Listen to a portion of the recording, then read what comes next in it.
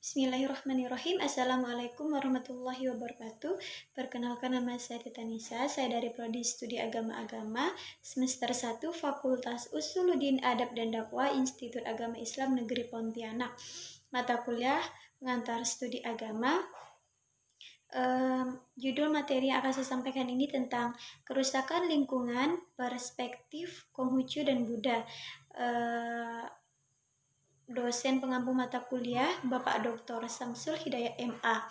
Nah, terjadinya krisis lingkungan seperti kerusakan sumber daya alam, kerusakan lingkungan ini berlangsung secara sistematis dalam eskalasi yang sangat cepat di Indonesia. Ini tidak dapat dipisahkan dari tindakan manusia yang tidak adil dalam mengelola lingkungannya.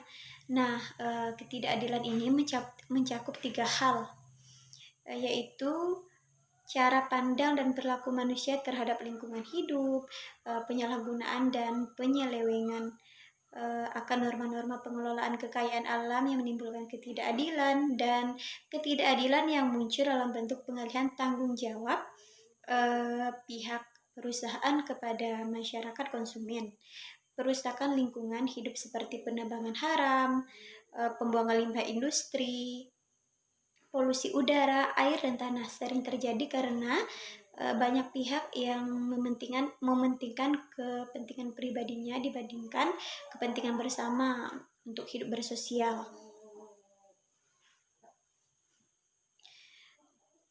Nah, dampaknya tidak hanya mengakibatkan kerugian pada aset negara, tetapi secara langsung maupun tidak, ini berakibat kepada kehidupan manusia.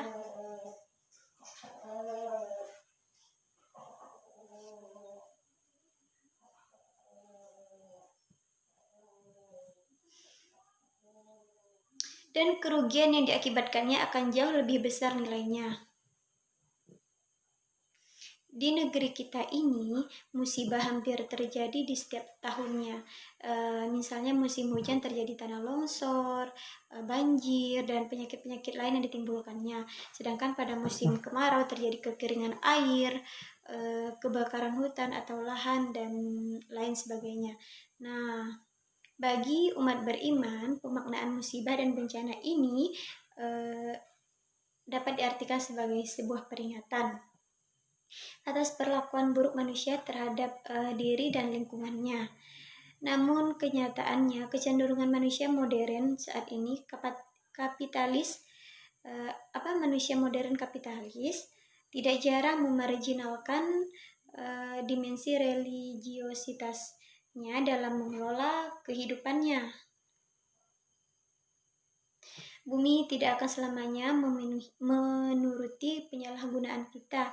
Jika kita berbuat sesuatu yang membahayakannya, maka ia akan memusnahkan kita demi nilai yang lebih tinggi, yakni kehidupan itu sendiri. Pesan-pesan moral agama sebenarnya sudah cukup menuntun kita untuk kita dapat mengelola alam dengan bijak dan penuh perhitungan. Semua agama adalah epik dari keajaiban. Epik tentang keajaiban. Mereka digerakkan oleh arti keadilan dan perasaan kasih sayang yang mendalam. Agama-agama memusuhi egoisme dan eksploitasi. Dan mereka semua memimpikan bumi yang tumbuh dengan baik.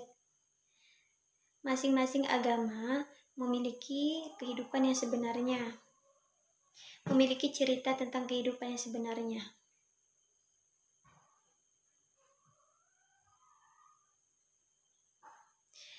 Nah, berikut pandangan agama Konghucu dan Buddha dalam melihat lingkungan sebagai bagian dari makrokosmos yang patut dihargai dan dijaga.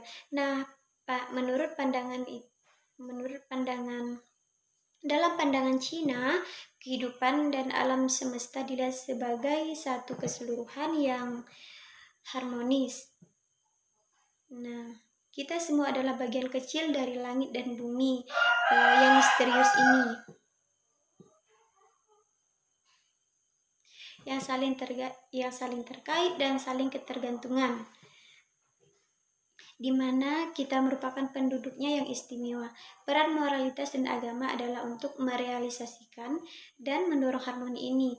Nah, teori keseimbangan ini menjadi rumusan yang digunakan oleh para ahli lingkungan, yaitu semakin banyak manusia, semakin banyak manusia, maka semakin banyak konsumsi dan semakin tinggilah teknologi. Nah, ini mengakibatkan semakin lemah bumi menanggung hidup manusia. Agama Konghucu mengajarkan bahwa di dalam alam semesta ada kekuatan mencipta dan mendorong Tao, itu Tao, yang menunjuk pada harmoni, dan tugas moral manusia adalah menyesuaikan diri dengan Tao. Segala sesuatu di alam semesta, dari orang hingga tanaman dan batu, itu tercipta dari bahan yang sama, yang disebut Qi ya.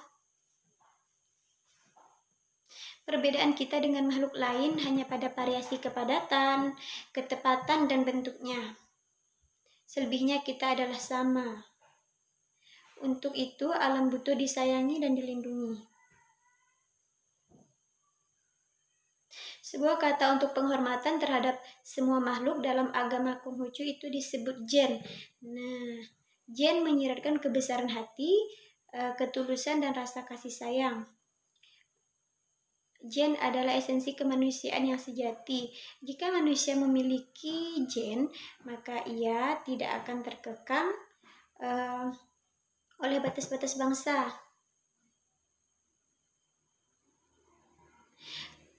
Karena kemanusiaan adalah keagungan yang dimiliki bersama oleh semua manusia. Semua manusia tercipta dari bahan dasar yang sama. Menghancurkan alam tidak akan bisa dimengerti dan ditolerir karena bumi ini adalah ibu kita. Apapun yang jatuh di bumi akan jatuh juga menimpa anak-anak bumi. Bumi bukanlah milik kita, tetapi kitalah milik bumi. Dalam pandangan Konghucu, di setiap diri manusia telah hadir mandat langit yang ditandai dengan kasih sayang dan penghormatan pada segala sesuatu yang ada di alam semesta. Pekerjaan kita adalah menggali dan memeliharanya. Bumi dan seisinya adalah bagian dari kita sendiri dan harus dipandang sebagai sebuah keluarga. Nah, bumi harus kita pandang sebagai sebuah keluarga. Disinilah perlunya misi baru tentang bumi dan kehidupan manusia. Sebab jika tidak, bumi akan rusak menjadi rongsokan, sehingga kehidupan tidak akan bernilai lagi dalam waktu dekat. Nah, selanjutnya kebenaran Buddha belajar menekankan keinginan. Nah, Buddha mengajarkan agar manusia hidup bak seekor kumbang yang mengumpulkan madu dari bunga-bunga tanpa merusak warna dan baunya. Dalam dunia para rahib, mereka juga dilarang untuk membuat kerusakan, bahkan kepada tumbuh-tumbuhan.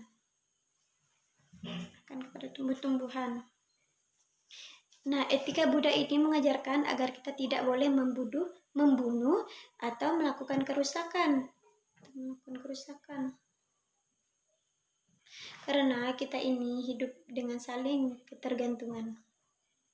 Semua yang kita lakukan memiliki kaitan, berpengaruh pada matriks kita yang lain. Nah, hal ini sangat selaras dengan sains modern dan fakta kehidupan ekologi modern yang menekankan pengaruh penemuan kembali bahwa kita sebenarnya terkait dengan alam. Dalam konsep 4 kebenaran mulia Buddha, Buddha mengajarkan bahwa cara hidup yang membawa penderitaan adalah sebuah kerugian. Setiap penderitaan ditimbulkan oleh ketidaktahuan dan keinginan obsesif yang muncul dalam kehidupan sehari-hari. Dalam istilah Sanskrit, keinginan biasa disebut trisna. Nah, tentu Buddha tidak bermaksud menghapuskan semua keinginan, berbeda dengan keinginan akan harmoni dan kearifan. Trisna di sini bermakna tuntutan dan hasrat berlebihan.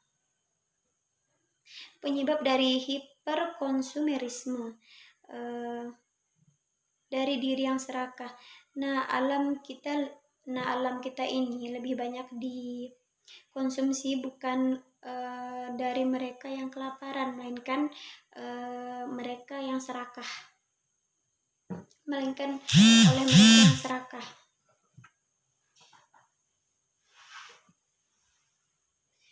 Mereka membabat hutan dan mencemari lingkungan tanpa rasa bersalah.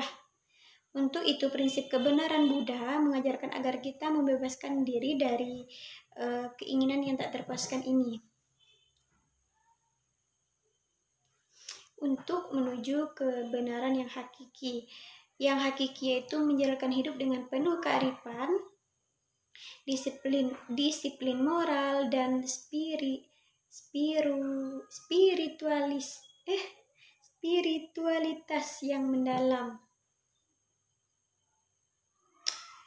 Usaha menciptakan lingkungan yang baik di bumi akan membawa berkah bahkan sampai ke alam berikutnya. Lingkungan yang baik semestinya tidak hanya diukur dari kepentingan manusia semata, tapi juga melihat kepentingan dari makhluk lain. Nah, mungkin cukup sekian materi tentang kerusakan lingkungan perspektif Konghucu dan Buddha. Apabila terdapat salah kata, saya mohon maaf dan saya akhiri. Wassalamualaikum warahmatullahi wabarakatuh.